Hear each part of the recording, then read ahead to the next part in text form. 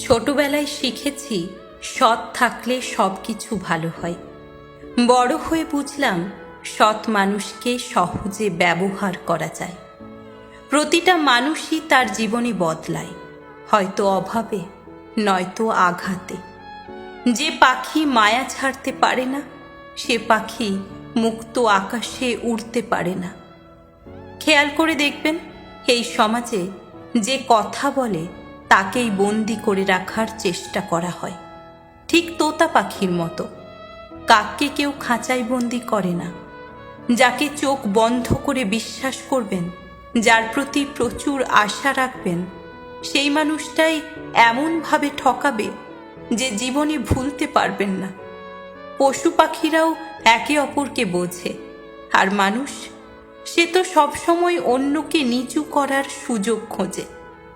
রক্তের সম্পর্ক হোক বা আত্মীয়তার সম্পর্ক, হাত বাড়ালেই যাকে পাশে পাওয়া যায়, আমার কাছে সেই আপন।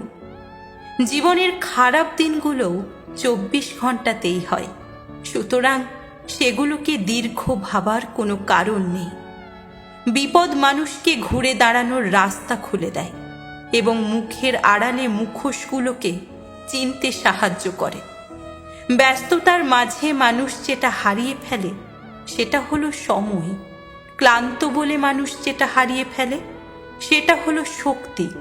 আর স্বার্থ পূরণের জন্য মানুষ যেটা হারিয়ে ফেলে সেটা হলো মনুষ্যত্ব। যেখানে আপনার সবচেয়ে বেশি অবদান থাকবে, সেই জায়গাতেই একদিন আপনাকেই সব থেকে বেশি অপমানিত করা হবে। আমাদের এমন কিছুতে নিজের সময় ব্যয় করা উচিত যেটা দিন শেষে আমাদের উপকারে আসবে।